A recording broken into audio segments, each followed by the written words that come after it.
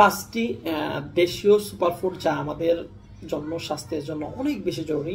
সুতরাং এই 5টি দেশীয় ফুড খাবার নিয়ে আলোচনা করব। আশা করি ভিডিওটা শেষ মতো দেখবেন, অনেক বেশি উপকৃত হবেন।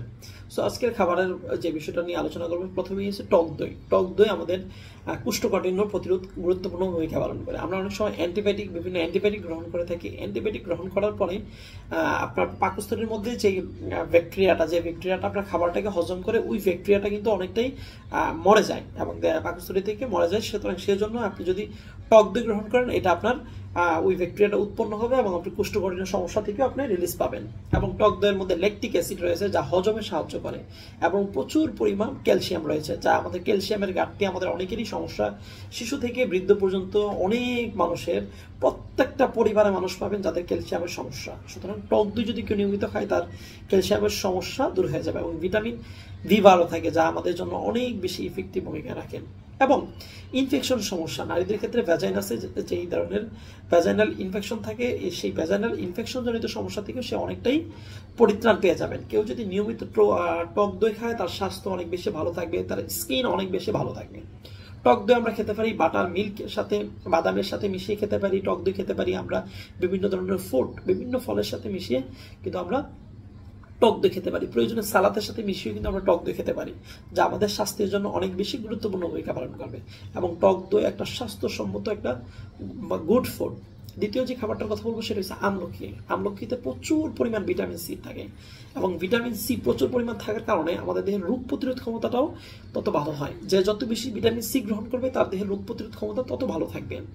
এবং এটার মধ্যে ক্যারোটিন থাকার কারণে চোখের অর্থাৎ চোখের দৃষ্টিশক্তি ভালো করবে এবং অনেক বেশি ভালো লাগবে এবং চোখকে অনেক বেশি কার্যকরী সম্পর্ক গড়ে তুলবে এবং চোখের রোগ প্রতিরোধ ক্ষমতাটাকে বৃদ্ধি করবে।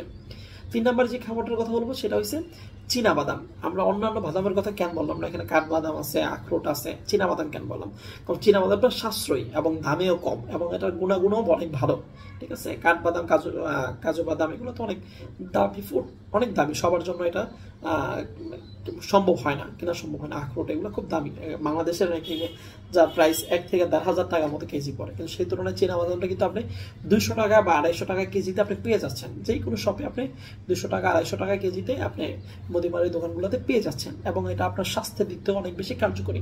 চীনা বাদাম আমাদের ব্রেনের জন্য অনেক বেশি ইফেক্টিভ এবং চীনা বাদামের মধ্যে প্রচুর পরিমাণ ওমেগা 3 ফ্যাটি অ্যাসিড রয়েছে, যা আমাদের দেহের জন্য অনেক বেশি ইফেক্টিভ। এবং কেউ যদি নিয়মিত চীনা বাদাম গ্রহণ করে, তার ব্রেন থেকে হ্যাপি হরমোন নিঃসৃত হয়, সেরোটোনিন নামক এক ধরনের হ্যাপি হরমোন, যেটা আমাদের মস্তিষ্ক থেকে নিঃসৃত হয়, যা আমাদেরকে অনেক বেশি ভালো রাখে এবং অনেক বেশি হ্যাপি রাখে, অনেক বেশি সুস্থ রাখে এবং শারীরিক মানসিকভাবে অনেক বেশি কর্মক্ষম রাখে।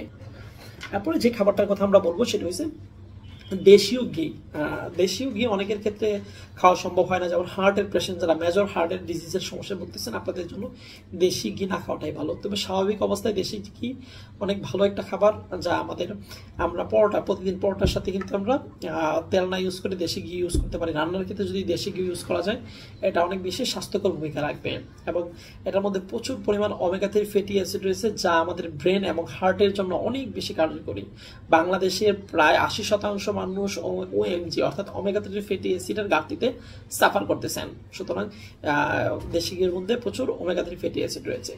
পেঁপে, লাস্ট যেই খাবারটার কথা বলবো সেটা পেঁপে অনেক ভালো একটা খাবার। এর মধ্যে পেপিন নামক এক ধরনের এনজাইম রয়েছে, যা আমাদের দেহের প্রোটিনকে বাঁধতে সাহায্য করে, অর্থাৎ দেহ থেকে প্রোটিনটাকে বাঁধতে খুব ভালো সহযোগিতা করে এবং হজম, ডাইজেশনের ক্ষেত্রে অনেক বেশি গুরুত্বপূর্ণ ভূমিকা পালন করে এবং আমাদের স্বাস্থ্যকে, কোষ্ঠকাঠিন্য সমস্যা আর আদার্স সমস্যা কার্যকরী ভূমিকা রাখে। স্কিনের জন্য অনেক ভালো, আমাদের স্কিনকে অনেক বেশি উজ্জ্বল, অনেক বেশি আকর্ষণীয়, অনেক বেশি সুদর্শন করে তোলে।